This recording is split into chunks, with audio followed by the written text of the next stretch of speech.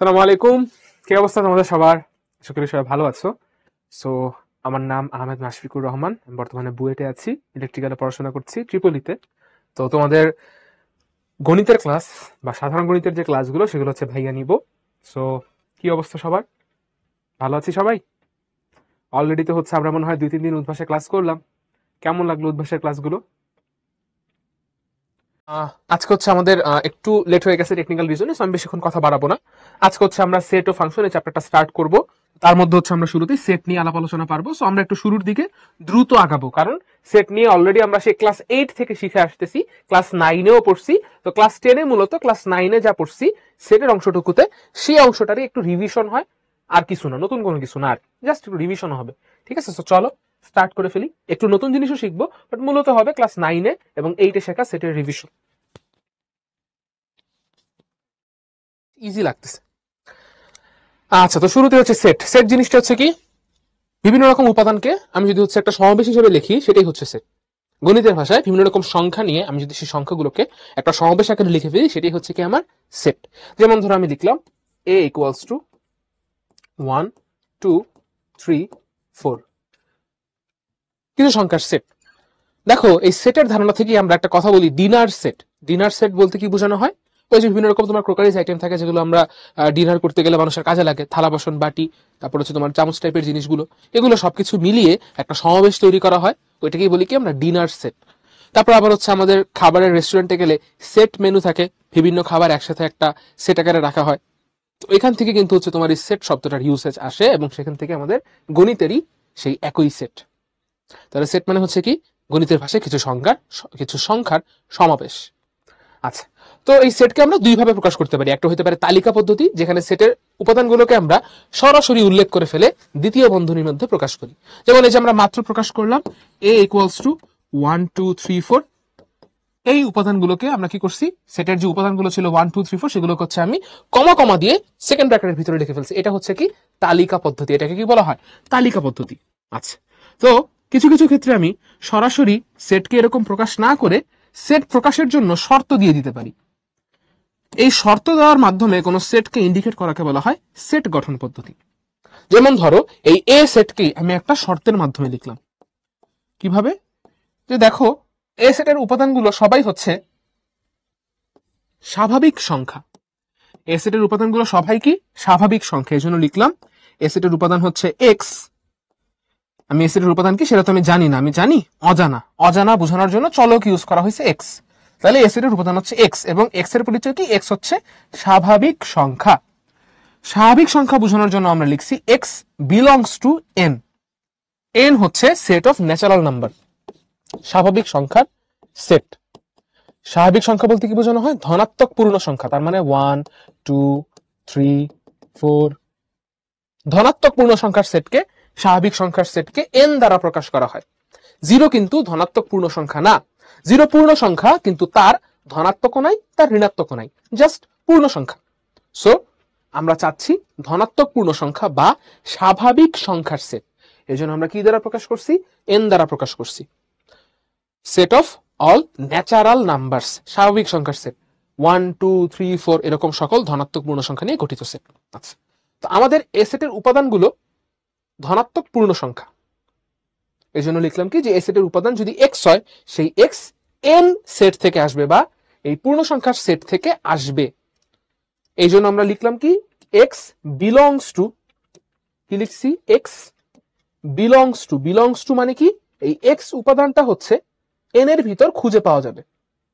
এই যে সেট আছে স্পেশাল সেট এন, এই স্পেশাল সেটের ভিতরে এ সেটের উপাদান এক্স কে খুঁজে পাওয়া যাবে। এই জন্য লেখা হয়েছে কি, এক্স বিলংস টু এন। যখন কোন উপাদানকে কোন একটা সেটের ভিতরে খুঁজে পাওয়া যায়, তখন এটা বোঝানোর জন্য লেখা হয় কি, ওই উপাদানটা বিলংস টু ওই সেট, ওই স্পেশাল সেট। আচ্ছা, তাহলে বিলংস টু এর কাহিনীও জেনে গেলাম। আমি জানি তোমরা পারো, একটু রিভিশন দিলাম। আচ্ছা, এরপরে আমরা কি ইউজ করছি দেখো, এখানে একটা কোলন ইউজ করছি। কোলন দ্বারা শর্ত বোঝানো হয়। এখন আমরা শর্ত লিখব। এই কোলন দ্বারা কি বোঝানো হয়? যেন, যে এ সেটের উপাদানগুলো ধনাত্মক পূর্ণ সংখ্যা, এবং তারা এমন যেন, এই যেন বোঝানোর জন্য আমরা গাণিতিকভাবে একটা কোলন দিছি। এবার আমি শর্তটা লিখব। শর্তটা কি? খেয়াল করে দেখো, শর্তটা হচ্ছে এক্স এর ভ্যালু 1 থেকে 4 এর ভিতরে, তার মানে x is greater than or equals to 1 and less than or equals to 4। তাহলে এই যে একটা শর্ত লিখলাম, এই শর্তের মাধ্যমে আমি এই এ সেটকে প্রকাশ করে ফেললাম। তো এই শর্তের মাধ্যমে কোন একটা সেটকে প্রকাশ করার নিয়ম কি বলা হয়? Set builder method. তো একটু ভাইকে জানিয়ে দাও তো, তোমরা কি সেট বিল্ডার মেথড এবং টেবুলার মেথড বা তালিকা পদ্ধতি এগুলো কি বুঝতে পারছো? ক্লিয়ার হয়েছি? চলো আমরা কিছু অঙ্ক সলভ করি, অনুশীলনীর অঙ্ক। আমরা চেষ্টা করব প্রতিটা ক্লাসেই কাজের অঙ্ক, অনুশীলনীর অঙ্ক এবং যেখানে যেখানে দরকার আমাদের সেখানে সেখানে প্রয়োজন মতো বোর্ডের অঙ্ক সলভ করা। পাশাপাশি প্রতিটা ক্লাসেই দেখবা অনেক অনেক কুইজও থাকবে। তুমি যে পড়াশোনা করতেছো, বুঝতেছো কিনা এটা বোঝার জন্য কি থাকবে, সাথে সাথে ওই রিলেটেড কুইজও থাকবে। সো তারই অংশ হিসাবে আমরা মাত্র হচ্ছে তালিকা পদ্ধতি আর হচ্ছে সেট গঠন পদ্ধতি শিখলাম। তো এই রিলেটেড অনুশীলনীতে কিছু অঙ্ক ছিল, চলো সেই অঙ্কগুলো আমরা একটু সলভ করি। আচ্ছা, তো দেখো কি আছে প্রথম প্রশ্নে। দেখো প্রথম প্রশ্নে বলা হচ্ছে, ধরলাম এই প্রথম সেটটা হইতেছে A1 সেট, ঠিক আছে। আচ্ছা, তো আমাদের A1 সেটের উপাদানগুলো ধনাত্মক পূর্ণ সংখ্যা বলা আছে, প্রথমেই বলা আছে ধনাত্মক পূর্ণ সংখ্যার set, x belongs to natural number, ধনাত্মক পূর্ণ সংখ্যা। আচ্ছা, এবং x এর বৈশিষ্ট্য কি? x হচ্ছে 36 এর গুণনীয়ক, x কার গুণনীয়ক? x 36 এর গুণনীয়ক এবং 6 এর গুণিতক। তাহলে দেখো তো, আমরা যদি হচ্ছে গ নাম্বারটা সলভ করা স্টার্ট করি, 36 এর গুণনীয়ক এবং 6 এর গুণিতক, তাই তো? 36 এর গুণনীয়ক গুলো তাহলে একটু লিখি। 36 এর গুণনীয়ক কি? 1 into 36, 2 into 18, 3 into 12, 4 into 9, 6 into 6। আর কোনো কিছু পসিবল না। এরপর হচ্ছে আমরা যদি 6 এর গুণিতক গুলো লিখি, 6 এর গুণিতক মানে 6 এর নামটা পড়া শুরু করো তাহলে 6 একে 6, 6 দুগুণে 12, তাই না? তাহলে কত আসে এখানে? 3 6 18, 4 6 24, 5 6 30, 6 ছক 36, 6 7 42। আচ্ছা, আমাদের আর দরকার পড়বে না আসলে, আর তো সব তো আর এত কিছু তো লেখা লাভ নেই, আমরা এতটুকু লিখলাম। এবার দেখো আমাদের দরকার কি? আমাদের দরকার এমন উপাদান, আমরা হচ্ছে এই 36 এর গুণনীয়ক এবং 6 এর গুণিতক গুলো থেকে এমন কিছু সংখ্যা বাছাই করব যারা কমন। তাহলে A1 এ যারা থাকবে তারা কি হবে? তারা একই সাথে 36 এর গুণনীয়ক হবে, আবার 6 এর গুণিতক হবে। তাহলে আমাদেরকে দেখতে হবে এমন কোন কোন সংখ্যা আছে এই দুই ক্ষেত্রে যারা কমন, মানে 36 এর গুণনীয়ক হিসেবেও আছে, আবার 6 এর গুণিতক হিসেবেও আছে। প্রথমেই দেখতে পাচ্ছি 36 নিজে 36 এর গুণনীয়ক, আবার 36 6 এরও গুণিতক। তাহলে দুইটা শর্তই মানতেছে, নীল শর্ত হলুদ শর্ত দুই শর্তই মানতেছে। 36 মানতেছে, হ্যাঁ, তারপর 18 মানতেছে, তারপর 12 মানতেছে, তারপরে কি আছে? এই যে 6 মানতেছে, হ্যাঁ 6ও মানতেছে। তাহলে 6 12 18 36 এই চারটা সংখ্যা একই সাথে 36 এর গুণনীয়ক এবং 6 এর গুণিতক। তাহলে এই চারটা সংখ্যা প্রশ্নে প্রদত্ত A1 সেটের শর্ত মানতেছে। তাহলে এই চারটা সংখ্যা মিলেই সেট গঠন হবে। তাহলে 6 12 18 36 এটাই হচ্ছে কি A1 সেট। বুঝতে পারছি? সুন্দর একটা অঙ্ক না? বেশ মজার একটা ম্যাথ। চলো এখন আমরা পরের ম্যাথে চলে যাই। গ নাম্বারটা হয়ে গেল, চলো এবার পরের ম্যাথে যাই। ওকে, সেরা। নেক্সট ম্যাথে কি বলতেছে? তোমরাও কিন্তু প্র্যাকটিস করবা ভাইয়া, ম্যাথ করানোর পাশাপাশি তোমরা নিজেরাও খাতায় চেষ্টা করবা, দেখবা যে ভাইয়ার আগে শেষ করতে পারো কিনা, তার জন্য স্পেশাল পুরস্কার, ঠিক আছে? আচ্ছা, তবে যদি আমরা না পারি অসুবিধা নেই, ভাই তো করাই দিচ্ছি, মানে এটা তো আমাদের পুরোনো ক্লাসেরই অঙ্ক, ইজি অঙ্ক, এই জন্য বললাম তোমরা নিজেরাও কিন্তু খাতায় করে ফেলার চেষ্টা করতে পারো। আচ্ছা, দ্বিতীয় সেটটাকে আমি একটু নাম দিই A2। নাম দিচ্ছি কেন? তাহলে আমাদের একটু বাংলা কথা লেখা লাগবে না, আমাদের একটু সময় বাঁচবে, সেই সময় আমরা না হয় দুইটা অঙ্ক বেশি করতে পারবো, ঠিক আছে? আচ্ছা দেখো, তাহলে আমাদের A2 এর উপাদানগুলো ফার্স্ট অফ অল দেখো ধনাত্মক পূর্ণ সংখ্যা। আচ্ছা, তো এই ধনাত্মক পূর্ণ সংখ্যাগুলোর ক্ষেত্রে বৈশিষ্ট্য কি? প্রথম বৈশিষ্ট্য হচ্ছে এদের ঘন 25 এর বড় হবে এবং এদের চতুর্থ ঘাত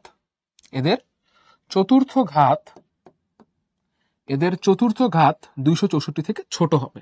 আচ্ছা, তাহলে আমরা একটা কাজ করি, আমরা এক থেকে শুরু করে ধনাত্মক পূর্ণ সংখ্যা বা স্বাভাবিক সংখ্যাগুলোর ঘন বের করতে থাকি। তাহলে 1 cube 1, 2 cube 8, 3 cube 27, 4 cube 64, 5 cube 125। আচ্ছা খেয়াল করো, আচ্ছা অসুবিধা নেই, আমরা হচ্ছে এই পর্যন্তই রাখি, আর দরকার নেই, এরপরে আমরা দেখি কি আছে আমাদের কাছে। এবার হচ্ছে আমরা ধনাত্মক পূর্ণ সংখ্যা বা স্বাভাবিক সংখ্যার পাওয়ার 4 নিয়ে কাজ করব। তাহলে 1 টু দা পাওয়ার 4 কত? 1। 2 টু দা পাওয়ার 4 হচ্ছে 16, 3 টু দা পাওয়ার 4 হচ্ছে 81, 5 টু দা পাওয়ার 4 হচ্ছে 5 টু দা পাওয়ার 4 না, 4 to the power 4, 4 to the power 4 হচ্ছে 256, 5 টু দা পাওয়ার 4 হচ্ছে 625, আর দরকার নেই। আচ্ছা এবার দেখো, আবার আগের মতো দুই শর্তই মানবে এমন সংখ্যাগুলো নিয়ে আমার কাছে আছে। দেখো এক্স কিউবের ভ্যালু গ্রেটার দেন 25, তো এক্স এর ভ্যালু 1 হইলে এক্স কিউবের ভ্যালু লেস দেন 25 হয়, তাহলে এক্স এর ভ্যালু 1 হইতে পারবে না। এক্স এর ভ্যালু 2 হইলে এক্স কিউবের ভ্যালু লেস দেন 25 হয়, তাহলে এক্স এর ভ্যালু 2 হইতে পারবে না। এক্স এর ভ্যালু 3 হইলে এক্স কিউবের ভ্যালু আসে 27, যেটা গ্রেটার দেন 25।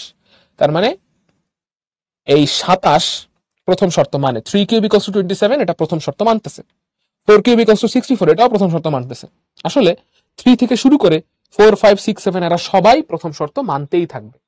প্রতিটা ন্যাচারাল নাম্বারের কিউবই, প্রতিটা ন্যাচারাল নাম্বারের ঘনই এখন কি হবে? 25 থেকে বড় হবে। আচ্ছা তাহলে বুঝে ফেললাম প্রথম কন্ডিশন কারা কারা মানতেছে। এবার দ্বিতীয় কন্ডিশন কারা কারা মানতেছে। দ্বিতীয় কন্ডিশন কি ছিল? স্বাভাবিক সংখ্যার two the power 4 less than 264। তাহলে 1 to the power 4 equals to 1 less than 264, তাহলে 1 to the power 4 equals to 1, এটা হচ্ছে দ্বিতীয় কন্ডিশন মানতেছে। 2 to the power 4 equals to 16, এটাও দ্বিতীয় কন্ডিশন মানতেছে। 3 to the power 4 equals to 81, এটা দ্বিতীয় কন্ডিশন মানে। 4 to the power 4 equals to 256, এটাও দ্বিতীয় কন্ডিশন মানে। কিন্তু 5 to the power 4 equals two 625, which is greater than 264, দ্বিতীয় কন্ডিশন মানতেছে না। আসলে 5 থেকে শুরু করে এরপরে সবাই দ্বিতীয় কন্ডিশন মানবে না। এবার আমাদেরকে দেখতে হবে কোন কোন স্বাভাবিক সংখ্যা একই সাথে প্রথম শর্ত এবং দ্বিতীয় শর্ত মানে। দেখো তো 3, সে প্রথম শর্তও মানে, সে দ্বিতীয় শর্তও মানে। 3 এর কিউব 25 থেকে বড়, 264 থেকে ছোট। আবার 4, সেও প্রথম শর্ত মানে, দ্বিতীয় শর্তও মানে। 4 এর কিউব 25 থেকে বড়, 264 থেকে ছোট। 4 টু দা পাওয়ার 4 264 থেকে ছোট। আচ্ছা কিন্তু দেখা যাচ্ছে 5 প্রথম শর্ত মানলেও দ্বিতীয় শর্ত মানতেছে না। আবার 1,2 প্রথম শর্ত মানে না, বাট দ্বিতীয় শর্ত মানে। আমাদের তো এমন সংখ্যা লাগবে, এমন স্বাভাবিক সংখ্যা লাগবে যারা দুইটা শর্তই মানে। তাহলে সেই হিসাব অনুযায়ী আমাদের দ্বিতীয় সেটে কারা কারা থাকবে? শুধুমাত্র 3,4 হয়ে গেল। এই ধরনের প্রশ্ন কিন্তু এমসিকিউতে আসতে পারে, সিকিউতে না আসলেও এমসিকিউতে কিন্তু আসতে পারে। ঠিক আছে, ওকে সেরা। 3 এবং 4 হবে ভাইয়া, 5 হবে না। 5 প্রথম শর্ত মানে কিন্তু দ্বিতীয় শর্ত মানে না। ঠিক আছে, ওকে। তাহলে একটু ভাইয়াকে বলে দাও যে এই ম্যাথটা বুঝতে পারছো কিনা। দেখো আবারও বলি, খেয়াল করো, 1 এবং 2 প্রথম শর্ত মানে না, এই জন্য 1 ও বাদ যাবে, 2 ও বাদ যাবে। ঠিক আছে, আচ্ছা এরপরে দেখো, তাহলে 1 আর 2 যেহেতু প্রথম শর্ত মানতেছে না, তাহলে বোথ সাইড থেকেই আমার 1 আর 2 বাদ যাচ্ছে। 1 আর 2 যেহেতু একটা শর্ত মানতেছে না, তার মানে 1 আর 2 হইতে পারবে না এ টু সেটে, কারণ দুইটা শর্তই মানতে হবে। প্রথম শর্ত না মানলেই সেটে থাকতে পারতেছে না। আচ্ছা 3 আর 4 দুইটা শর্তই মানতেছে, এই জন্য সে 3 আর 4 হচ্ছে সেটের ভিতরে আছে। 5 প্রথম শর্ত মানলেও 5 to the power 4 greater than 264 হয়ে যায়। এমন স্বাভাবিক সংখ্যা লাগবে যার পাওয়ার 4 নিলে 264 থেকে ছোট হয়। বাট আমাদের ক্ষেত্রে কি আসছে? 5 to the power 4 greater than 625 চলে আসছে, তাহলে গ্রেটার দেন 264। তাহলে 5 হচ্ছে কি করতেছে? দ্বিতীয় শর্ত মানতেছে না। তাহলে 5 যেহেতু দ্বিতীয় শর্ত মানতেছে না, তার মানে 5 সেটের ভিতরে গ্রহণযোগ্য না। আমাদের এমন স্বাভাবিক সংখ্যা লাগবে যেটা দুইটা শর্তই মানবে। বা তুমি হচ্ছে এই যে শর্ত মানতেছে তাদের মধ্যে কমন এলাকার দিকে ভাবলেও পারো। দেখো তো কমন ভাবে শর্ত মানতেছে কারা? 3 এবং 4। কমন ভাবে শর্ত মানতেছে কারা? 3 এবং 4। এই জন্য সেটের মধ্যে কারা থাকবে? শুধু 3 এবং 4। আচ্ছা, সো একটু ভাইয়াকে বলো, এই কোডের কথা বাদ দাও, কোডের কথা বাদ দাও, কোড নিয়ে পরে কথা বলবো, আপাতত ক্লাসে মনোযোগ দাও, ব্রেকের সময় কোড নিয়ে আলাপ করবো। একটু ইয়েস নো পোল দিচ্ছি, ভাইকে জানিয়ে দাও যে ক্লিয়ার হয়েছে কিনা, তাহলে আমরা সামনে চলে যাই।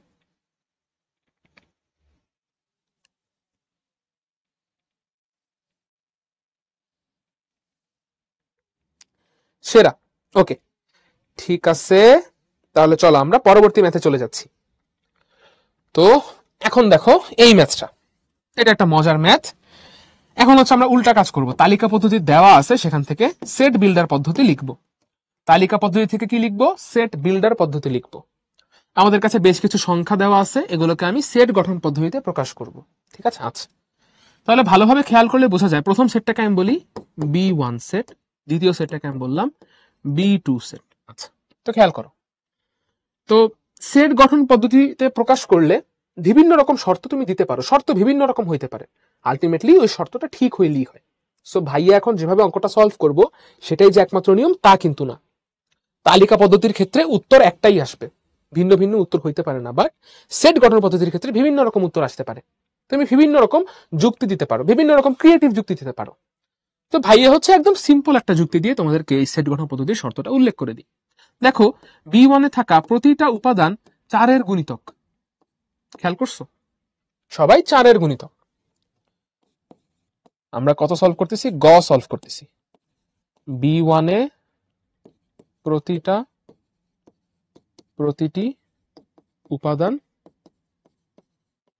4-এর গুণিতক এবং ধারাবাহিক গুণিতক। দেখো, 4 অক্ষে 4, 4 দুগুণে 8, 3 4 12, এরকম করতে করতে একদম 40 পর্যন্ত সবগুলো গুণিতক দেওয়া আছে। তাহলে আমি যদি B1 কে তালিকা পদ্ধতিতে প্রকাশ করি, ফার্স্ট অফ অল B1 এর উপাদানগুলো স্বাভাবিক সংখ্যা, মানে ধনাত্মক পূর্ণ সংখ্যা, এবং এর হচ্ছে কি, এই B1 এর উপাদানগুলো হচ্ছে 4-এর গুণিতক।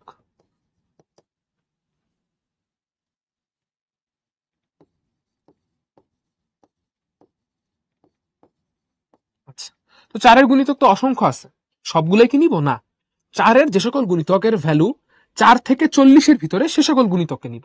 তাহলে এবং আরেকটা শর্ত কি হবে, যে এই গুণিতকগুলোর ভ্যালু হবে 4 থেকে 40-এর ভিতরে। এই তো সহজ হয়ে গেল।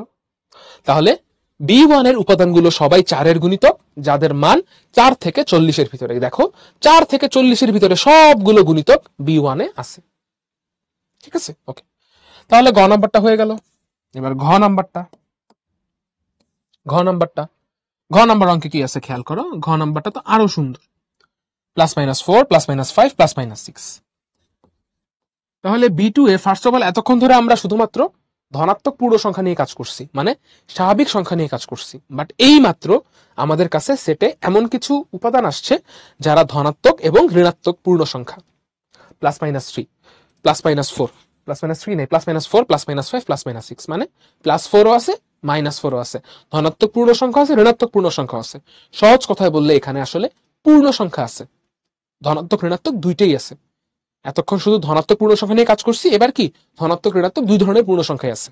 তাহলে দেখো, B2 এ থাকা উপাদানগুলো ফার্স্ট অফ অল পূর্ণ সংখ্যা।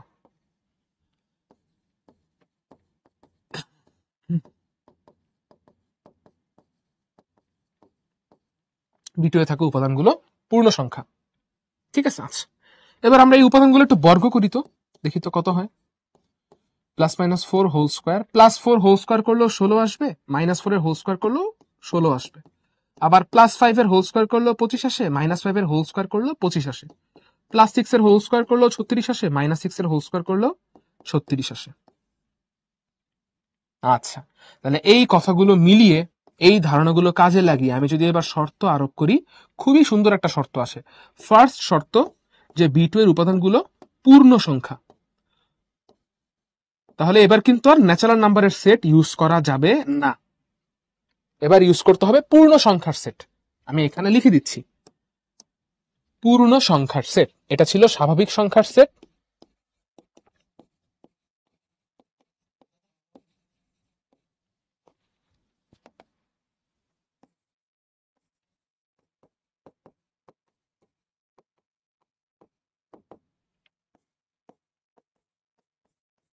এখন আমরা ইউজ করব পূর্ণ সংখ্যার সেট। পূর্ণ সংখ্যার সেট মানে কি, এখানে ধনাত্মক ঋণাত্মক সব ধরনের পূর্ণ সংখ্যাই আছে, খোদ জিরো আছে।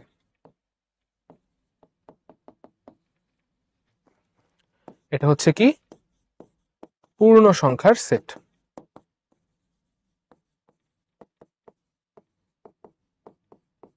ঠিক আছে, ওকে।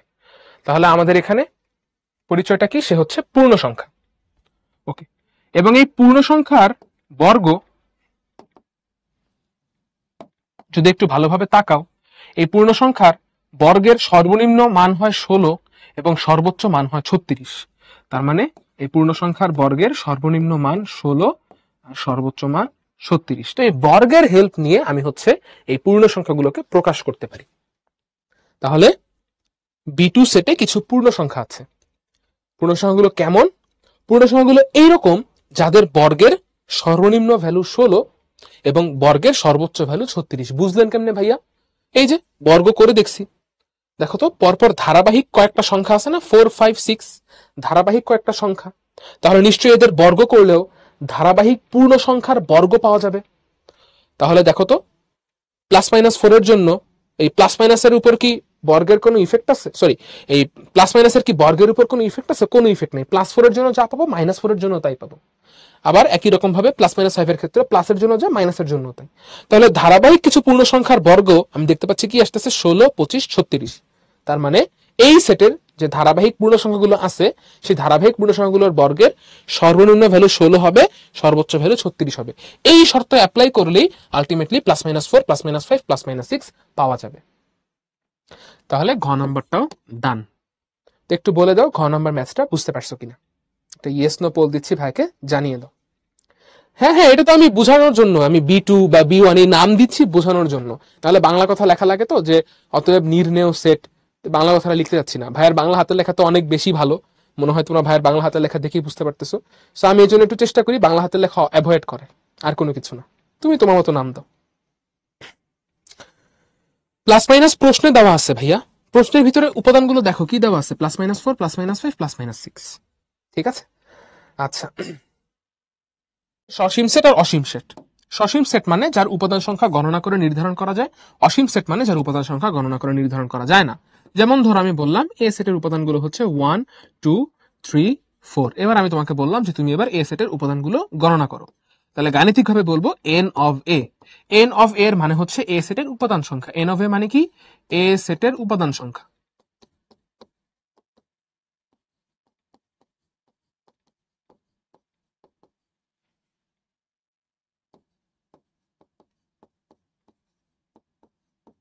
এ সেটের উপাদান সংখ্যা ইকুয়ালস টু কত হবে বলো তো? কয়টা উপাদান আছে এ সেটে? 4টা উপাদান আছে। এ সেটের উপাদান সংখ্যা তাহলে কত? 4।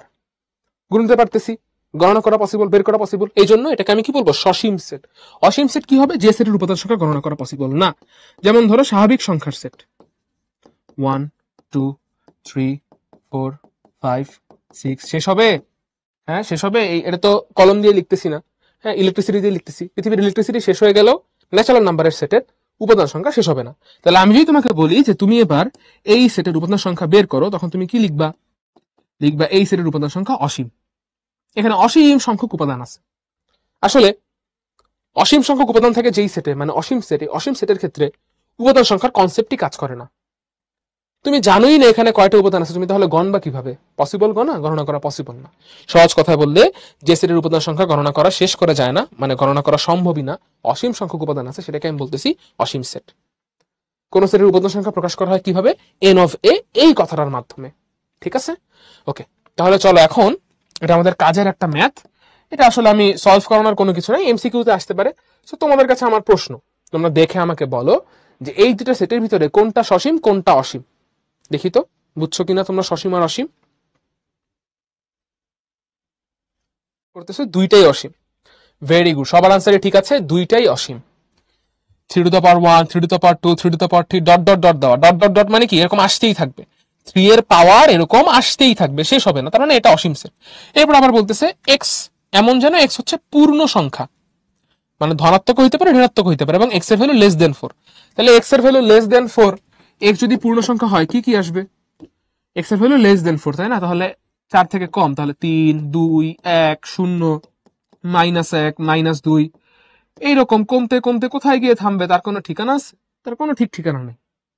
তার মানে প্রথম সেট তালিকা আকারে প্রকাশ করছে, এটাও একটা অসীম সেট। নিচের সেটকে সেট গঠন পদ্ধতিতে প্রকাশ করছে, এটাও একটা অসীম সেট। সো দুইটাই কি? দুইটাই অসীম সেট।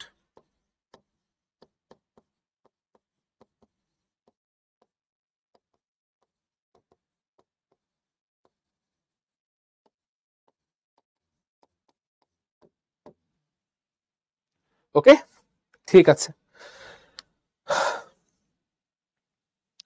কিভাবে এটা হইলো ঘ নাম্বারটা? আচ্ছা আচ্ছা, একটা কথা বলো তো, তোমরা কি হচ্ছে পূর্ণ সংখ্যা কি তোমরা পড়ছিলা এর আগে কোনো ক্লাসে? বিভিন্ন ম্যাথ করতে গেলেই তো পূর্ণ সংখ্যার কনসেপ্ট কাজে লাগে, তাই না? পড়ছো না? জানো তো নাকি পূর্ণ সংখ্যা কি আমরা বুঝি ঠিক মতো? পূর্ণ সংখ্যা -1, -2, -3, -4। আচ্ছা ঠিক আছে, তাহলে তো সমস্যা হওয়ার কথা না।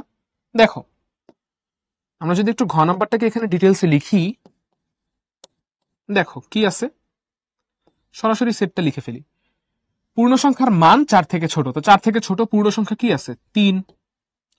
মানে কমাইতে থাকো, 4 থেকে ছোট পূর্ণ সংখ্যাকে বের করার জন্য এক এক করে কমাইতে থাকো। 3, 3 পরে 2, তারপরে 1, তারপরে 0, তারপরে -1, তারপরে -2, তারপরে -3, তারপরে -4, তারপরে -5, তারপরে -6। এক এক করে কমাইতে কমাইতে কমাইতে কমাইতে অনেকগুলো ঋণাত্মক পূর্ণ সংখ্যা পাওয়া পসিবল না? শেষ হবে তাহলে এই সেটের উপাদান সংখ্যা শেষ হবে নাকি চলতেই থাকবে? এই সেটের উপাদান সংখ্যা চলতেই থাকবে। তাহলে যেহেতু এই সেটের উপাদান সংখ্যা গণনা করে শেষ করা সম্ভব না, এই সেটে অসীম সংখ্যক উপাদান আছে, তাহলে এটা কি সেট? অসীম সেট। এবার বুঝতে পারছি ভাইরা? ওকে, সেরা, তাহলে আমরা ক্লিয়ার। তো এখন ভেনচিত্র। ভেনচিত্র জিনিসটা কি? ভেনচিত্র নিয়ে বেশিক্ষণ কথা বলবো না, তোমরা ক্লাসে এটা দেখে আসছো। ভেনচিত্র জিনিসটার মানে হচ্ছে সহজ ভাষায় চিত্রের সাহায্য নিয়ে আমরা কি করব? চিত্রের সাহায্য নিয়ে আমরা সেটগুলোকে প্রকাশ করব। যেমন ধরো তোমাকে আমি বললাম যে আমার কাছে একটা সেট আছে এ সেট, এ সেটের এলিমেন্ট গুলো হচ্ছে 1, 2, 3। এরপরে বললাম যে আমার কাছে আরেকটা সেট আছে বি সেট, বি সেটের এলিমেন্ট গুলো হচ্ছে 4, 5, 6। বি সেটের এলিমেন্ট গুলো কি 4, 5, 6।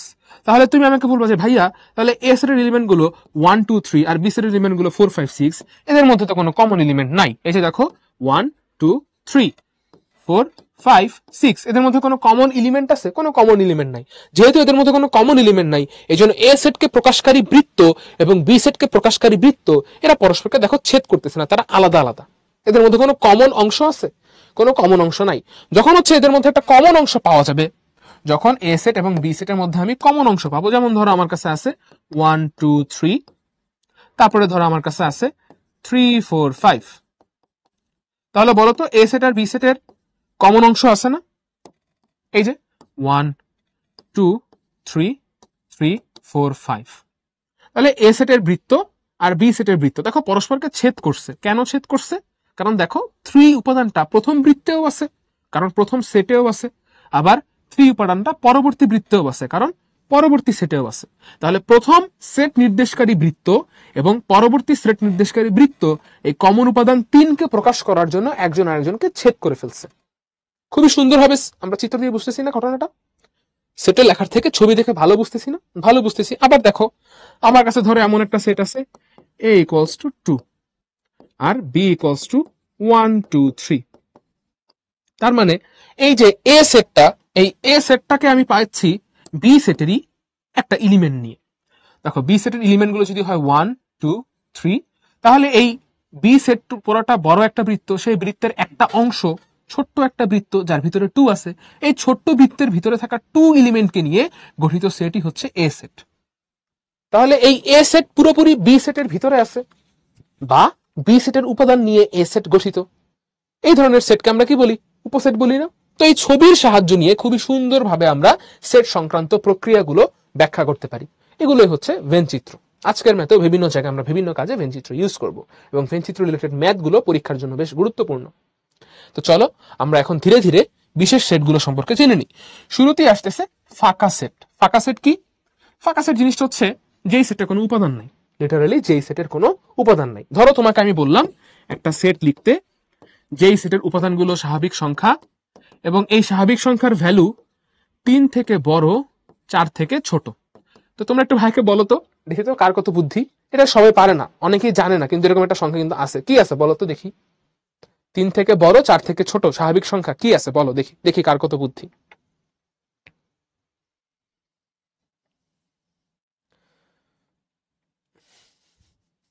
নাই, কিছুই নাই।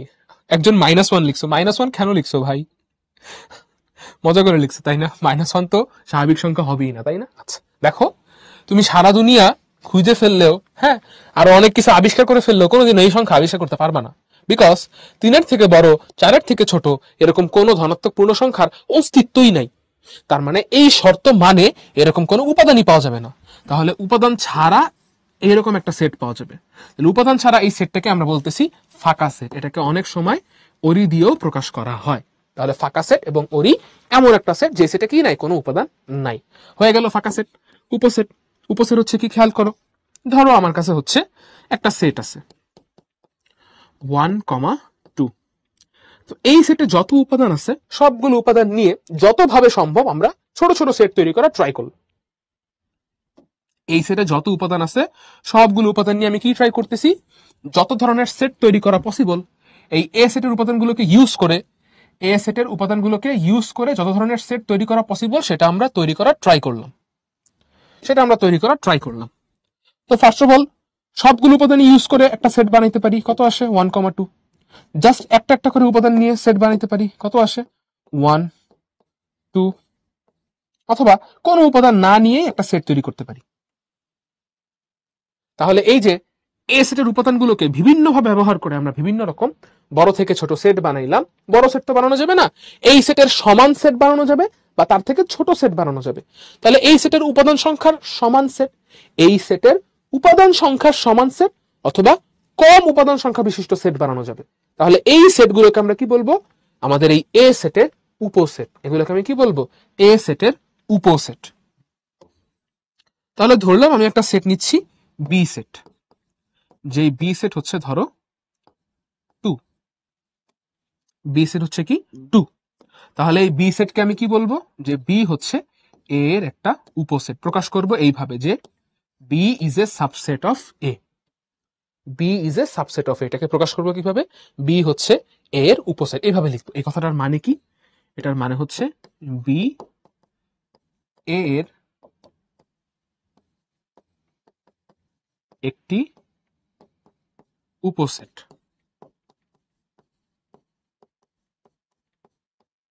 বি এর একটি উপসেট, ঠিক আছে। আচ্ছা, তাহলে উপসেটের ঘটনা হোপফুলি বুঝতে পারলাম। চলো আমরা আরেকটু কঠিন উপসেট দেখি। ধরো আমার কাছে হচ্ছে এরকম একটা সেট আছে 2, 5, 7, 3টে উপাদান আছে। তাহলে আমি যদি হচ্ছে এবার সি এর উপসেট গুলো তৈরি করি,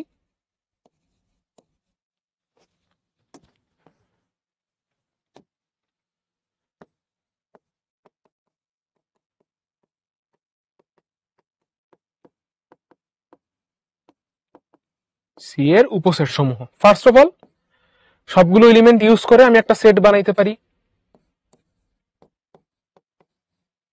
তারপরে দুইটা দুইটা করে উপাদান নিয়ে সেট বানাইতে পারি, দুইটা দুইটা করে উপাদান নিচ্ছি।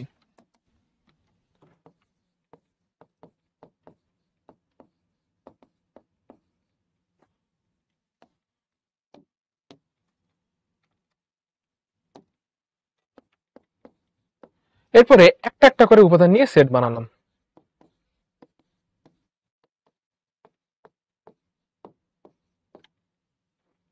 এরপরে কোনো উপাদান ছাড়াই সেট বানাইলাম। তাহলে এভাবে হচ্ছে আমি কি করলাম, উপসেট গুলো গঠন করলাম। আর কোন উপসেট গঠন করা পসিবল না। তাহলে খেয়াল করো, যখন সেটের উপাদান সংখ্যা যখন 2 ছিল, তখন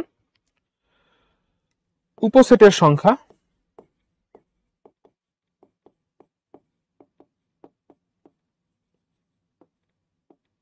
বা কয়টা উপসেট তৈরি হয়েছে, দেখো উপাদান সংখ্যা 2 হইলে, সেটের উপাদান সংখ্যা 2 হইলে 4টা উপসেট তৈরি হয়েছে। সেটের উপাদান সংখ্যা 3 হইলে, সেটের উপাদান সংখ্যা যখন 3 তখন কয়টা উপসেট তৈরি হয়েছে, 1টা, 2টা, 3টা, 4টা, 5টা, 6টা, 7টা, 8টা। 8টা উপসেট তৈরি হয়েছে। এই 4 কে আমি লিখতে পারি 2 টু দ্য পাওয়ার 2, এই 8 কে আমি লিখতে পারি 2 টু দ্য পাওয়ার 3। তাহলে যদি আমাদের কাছে কোনো সেটে n সংখ্যক উপাদান থাকে তাহলে সেখান থেকে আমি কয়টা উপসেট পাবো? ক্লিয়ারলি দেখতে পাচ্ছি এখান থেকে একটা ফর্মুলা আসে, ফর্মুলাটা হচ্ছে 2 টু দ্য পাওয়ার n। তাহলে কোনো সেটে n সংখ্যক উপাদান থাকলে ওই সেট থেকে কয়টা উপসেট তৈরি করা যাবে? 2 টু দ্য পাওয়ার n সংখ্যক উপসেট তৈরি করা যাবে। ঠিক আছে, বুঝতে পারছি কথা? কথা কি বুঝে আসছে? মনে পড়ছে? পড়ছিলাম না? তোমাদের সবার কাছে আমার একটা ছোট্ট প্রশ্ন, এক্ষুনি আনসার করবা। হ্যাঁ, প্রশ্নটা হচ্ছে, দাঁড়াও আমরা একটু এটাকে আলাদা করে ফেলি। ওকে, সো প্রশ্নটা হচ্ছে কাইন্ড অফ এরকম যে ধরো সেই সেটের উপাদান সংখ্যা 5, সেটের উপাদান সংখ্যা 5, তাহলে উপসেট সংখ্যা কত হবে? ওই সেট থেকে কতগুলো উপসেট তৈরি করা যাবে? বাহ, সেরা, 32, 2 টু দ্য পাওয়ার 5, 32। বাহ, চমৎকার, খুবই ভালো লাগলো, সবাই দেখি আনসার করে ফেলতেছে, চমৎকার, সেরা। আচ্ছা, এবার হচ্ছে প্রকৃত উপসেট। প্রকৃত উপসেট, প্রকৃত উপসেট বোঝার জন্য আমরা একটু এবার এ এর দিকেই তাকাবো। আমি লিখলাম a ইকুয়ালস টু 1, 2। এখন এগুলো তো সবাই হচ্ছে আমাদের এর উপসেট, তা তো অসুবিধা নেই, এরা সবাই এর উপসেট, সমস্যা নেই। কিন্তু দেখো এর উপসেটের মধ্যে এ নিজেও আছে, খেয়াল করছো? এর উপসেটের ভিতরে এ নিজেও আছে। তার মানে এটা একটা স্বতঃসিদ্ধ, সবসময় মনে রাখবা। স্বতঃসিদ্ধটা কি? যে কোন সেট নিজে অবশ্যই তার উপসেট। স্বতঃসিদ্ধটা কি? কোন সেট নিজে অবশ্যই তার উপসেট, নিজেই নিজের উপসেট। এই যে দেখো সি এর ক্ষেত্রেও নিজেই নিজের একটা উপসেট।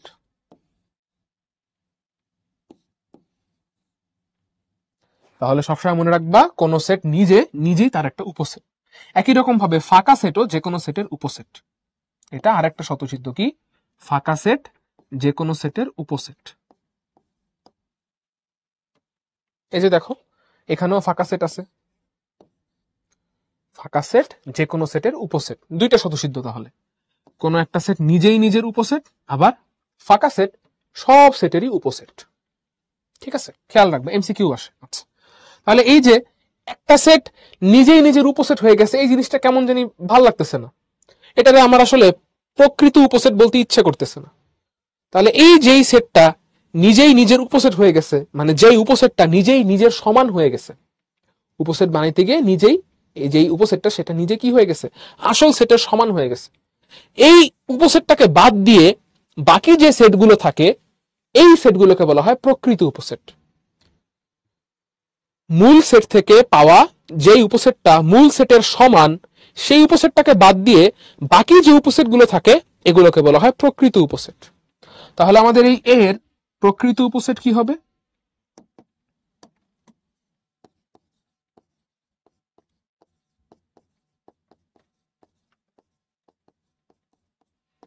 প্রকৃত উপসেট কি হবে? 1, 2 ওরি, 1, 2 ওরি, বা হচ্ছে ফাঁকা সেট। এই যে প্রথম যে সেটটা ছিল, যেই সেটটা হচ্ছে আমাদের মূল সেটের সমান, সেই সেট বাদ। তাহলে বলো, প্রতিটা উপসেট থেকেই আমরা যখন প্রকৃত উপসেট বের করব তখন মূল সেট বাদ যাবে, মানে প্রকৃত উপসেট সংখ্যা হবে উপসেট সংখ্যা থেকে এক কম। প্রকৃত উপসেটের সংখ্যা অলওয়েজ কি হবে? উপসেট সংখ্যা থেকে এক কম হবে। এই যে দেখো উপসেটের ভিতরে মূল সেট নিজেও আছে, উপসেটের ভিতরে মূল সেট নিজেও আছে, তো এই সেটটা বাদ দিচ্ছি।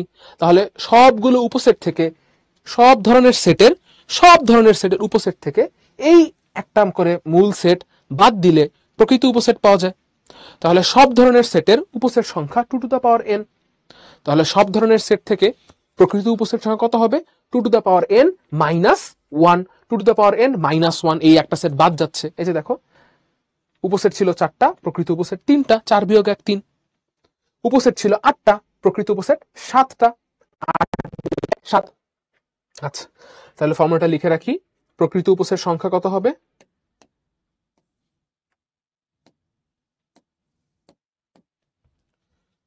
প্রকৃত উপসেট সংখ্যা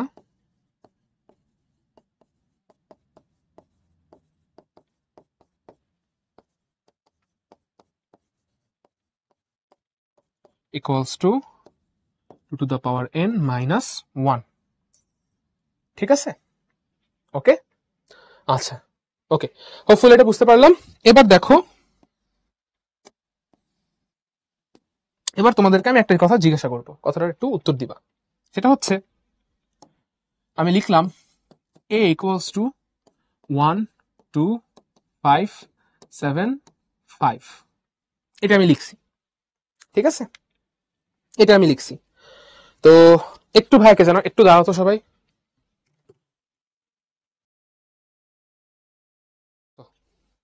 তো এই সেটের তোমাকে বললো একজন উপাদান সংখ্যা বের করতে। তোমরা অনেকে দেখলাম প্রকৃত উপসেট সংখ্যা বের করতেছো, বাট প্রকৃত উপসেট না, তোমরা আমাকে এই সেটের উপাদান সংখ্যা বলো, কত হবে বলো। এই সেটের উপাদান সংখ্যা কত হবে সেটা বলো। উপসেট, প্রকৃত উপসেট সব বাদ, এই সেটের উপাদান সংখ্যা কত হবে সেটা বলো। আচ্ছা, দুই ধরনের উত্তর পাইছি, একটা উত্তর পাইছি 5 আর একটা উত্তর পাইছি 4। যারা যারা 5 বলছো, নো গিফটস ফর ইউ, তোমাদের ভুল হয়েছে। যারা যারা 4 বলছো তাদের জন্য বিশেষ পুরস্কার, ঠিক আছে? আচ্ছা, তো বিশেষ পুরস্কার কি সেটা আরেকদিন বলবো, আপাতত আজকে বললাম বিশেষ পুরস্কার।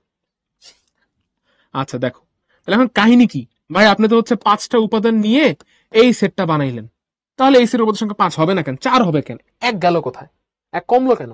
খেয়াল করো, আমরা যখন সেট পড়ছি, সেই ছোট্টবেলায় যখন আমরা সেট পড়ছি, তখন আমরা একটা কথা পড়ছিলাম যে সেট গঠনের সময় কোন সেটের ভিতরে সবগুলো উপাদান অনন্য হইতে হয়, কোন উপাদানের পুনরাবৃত্তি হইতে পারবে না। দেখো তো 5 উপাদানটা কয়বার আছে? 2 বার আছে। তাহলে একবার কেটে দিলাম, কেটে দিয়ে আমার কাছে এই সেটের আসল উপাদানগুলো আসলো, অনন্য উপাদান বিশিষ্ট সেট চলে আসলো।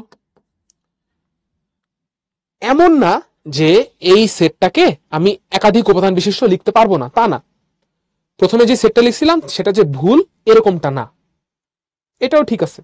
তুমি একাধিকবার উল্লেখ করে, কোন উপাদানকে একাধিকবার উল্লেখ করে সেট তৈরি করতে পারো, বাট নিয়মটা হচ্ছে যে সেট সংক্রান্ত হিসাব নিকাশ যখন হবে, সেটের উপাদান সংক্রান্ত হিসাব নিকাশ যখন হবে, তখন সেটের ভিতরে কোনো একাধিক উপাদান থাকতে পারবে না, শুধুই অনন্য উপাদান থাকতে হবে, কোনো উপাদানের পুনরাবৃত্তি হইতে পারবে না। এই জন্য প্রচলিত প্রথা অনুযায়ী এই হিসাব নিকাশের জন্য ভুল না হয়, এই ভুল এড়ানোর জন্য আমরা সাধারণত চেষ্টা করি কি, যে কোনো সেট লিখার সময় ওই সেটে যেন কোনো উপাদানের পুনরাবৃত্তি না হয়। পুনরাবৃত্তি হইলে ভুল হবে, ওই সেটটাই ভুল হয়ে যাবে তা না, কিন্তু ওই সেট সংক্রান্ত হিসাব নিকাশে ভুল হবে, বিশেষ করে উপাদান সংক্রান্ত হিসাব নিকাশ। যেমন দেখো, এই সেটের উপাদান সংখ্যা বলতে বোঝানো হয় এই সেটের অনন্য উপাদান সংখ্যা কয়টা। তাহলে এই সেটের অনন্য উপাদান সংখ্যা কয়টা? 4টা। এখানে 4টা অনন্য উপাদান আছে, ইউনিক উপাদান আছে, এই কারণে 5 হবে না, উত্তর হবে কত? 4। এবং অ্যাকচুয়ালি সেটটাকে কি লেখা উচিত? সেটটাকে লেখা উচিত 1 2 5 7। হোপফুলি বুঝতে পারছি ভাইয়ের কথা।